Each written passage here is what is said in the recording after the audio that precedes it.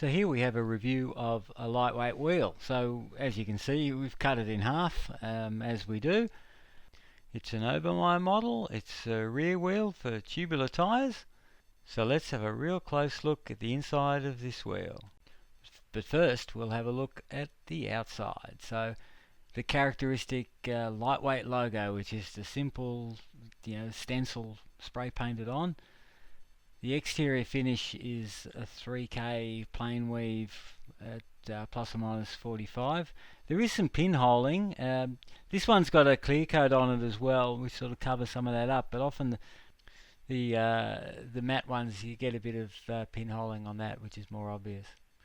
Okay, so now let's have a look at the inside of it. So that's the hub shell. So as I said, it's a rear wheel, and we've cut right through the middle of it basically, and so we can see how the hub flanges are bonded to the aluminium shell.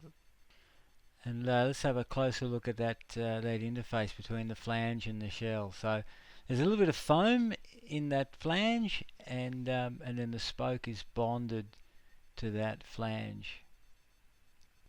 On the other side, on the drive side, it's sort of similar. There isn't any foam in the flange, maybe because the angle's a bit flatter. And then you've got that bond to the shell. And then on the shell, you can see the serrations sort of in the aluminium, sort of to give it a really good key in and bond. And then here we're looking at the adhesive and the spoke cross section. So a closer look at the spoke cross section shows like a real oval section, which is aerodynamically pretty good. And the spoke itself is full carbon. So they used to put some Kevlar in them, but that hasn't been done for a while now, so they're full carbon spoke. Moving into the cross section of the rim, where you can see the foam core, and the way this spoke is co-molded to the side of the rim. You can also see the little bits of Kevlar, which I'll show you in a minute. So when we peel back the outer layer, we can see that Kevlar and the foam sandwich and the way that the rim is put together. So if we have a closer look at the spoke to the side of the rim bond or co-mold, so you can see that sort of lump going through there. So that's the spoke, and it's co-molded to the side wall of the rim. And then moving further down, you can see the carbon Kevlar hybrid weave. Now that's sort of there to meet the UCI regulations basically. So the Kevlar's there to hold the pieces together. So when it impacts and fails, it doesn't break into lots of small pieces. And then right down towards the trailing edge of the rim, you can see the extra reinforcement where the spoke joins with the rim profile. So that's what it looks like when you peel back the layers from the side. Let's have a look at some other features. So when the spoke is co-molded to the rim, there is often a little bit of mark off on the rim surface. So in this case, we can see on the braking surface there's a little bit of resin rich right on that edge, but you can see it down the whole side of the rim. There's a bit of mark off there, and also at the trailing edge of the rim. There's sort of the two areas where you can see it the best.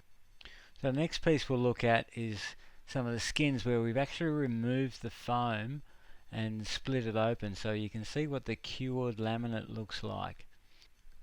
So in this shot we can see the carbon and the Kevlar hybrid, and that white sort of pattern, that's just sort of residue from the foam when it was removed from the skin. So, but you can clearly see those toes of Kevlar. And then here's the piece of foam. So the foam itself is really hard and stiff and rigid, but very light. So we'll see if we can break it. Yeah, there we go. So you can see that it's quite a high performance foam. So some of the other features you get in this sort of high-end wheel set is the built-in speedo magnet, and also the microchip, which is used to reference their database from manufacture. And if you think this rim braking surface looks a little bit different, you'd be correct, because this is actually another rim where the braking surface is worn through, and you can see the strands of Kevlar sort of that are sticking through the carbon laminate. So being only 2 plies, if you do a lot of braking, you will wear down through that material, which has obviously got some structural implications to it. So you need to be aware that braking on these things has a limited life. And other things that affect the life of these wheels is the impacts on the rim edge, because it is only a few plies of material. It is very easy to get damaged on that edge. So just be aware, if you hit something with these wheels, you can break them quite easily. So that's the review on the lightweight wheel. As you can see, lightweight by name, and it is really lightweight. There's not much material in it. Basically, two plies over a foam core and some carbon spokes and a pretty minimalist hub shell. So the hub uses the DT internals and ratchet ring, etc. And overall, this is it's quite an old design. So it came out in mid-90s, so it was sort of famous really with Bjarne Riis and Jan Ullrich during the Tour de France, and then even Lance used them in his reign, if you'd like to call it that. And so they've been around for a long time, and they're still sort of at the pinnacle of performance.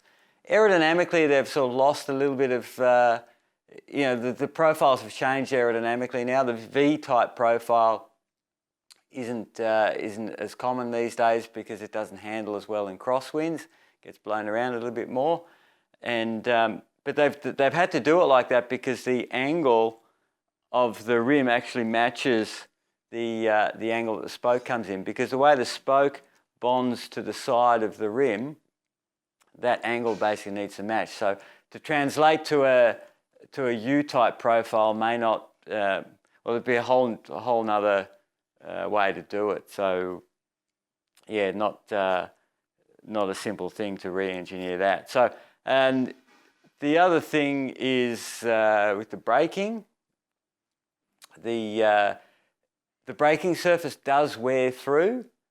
We've had some come in where the braking surface is worn through over time, and because it is only basically 2 plies, you don't have much room to for wear and tear in that area either. So on the clinchers, we did an independent lab test on the resin glass transition temperature, which is the temperature that the resin goes soft at. Now that's been a big thing with carbon clinchers, and if you've seen some of my other videos on Maven's channel, how I'm not a fan of carbon clinchers typically, and that's the reason, because the resin goes soft due to the heat, and then the tyre can blow off the rim. So some time ago we did a bunch of lab tests on some resin, and the lightweight wheels, the resin that they were using was right at the top of the bunch. So it was very high performance resin. So is it a practical wheel for everyday use? No, it's not. So it's due to being so light, particularly around the braking surface and the rim. So the rim's susceptible to impact damage, being only 2 plies. The braking surface is susceptible to wear and tear. And so we have seen them, they've come in and we get questioned all the time, oh, I've worn through the braking surface on my lightweight, can you rebuild it? It's not a practical thing to do. So it's so they're only really you use it as a training wheel if you've got so much money you don't know what to do with it, basically. So save these sort of wheels for specific races where the performance can come into play. So they are sort of repairable. Well, some of the things are repairable on them, but it's not like a conventional wheel where if you break a spoke you can just replace. You go to the bike shop, get another spoke, put it in. So sometimes the spokes are repairable, sometimes not. Again, same with the rim. Sometimes it's repairable, sometimes it isn't. So I mean, overall, they're a fantastic product. They've proven the test of time, for over 20 years. Yeah, so that's a lightweight wheel. Put any comments below. Subscribe to the channel for more videos, and we'll see you again soon. Okay, bye.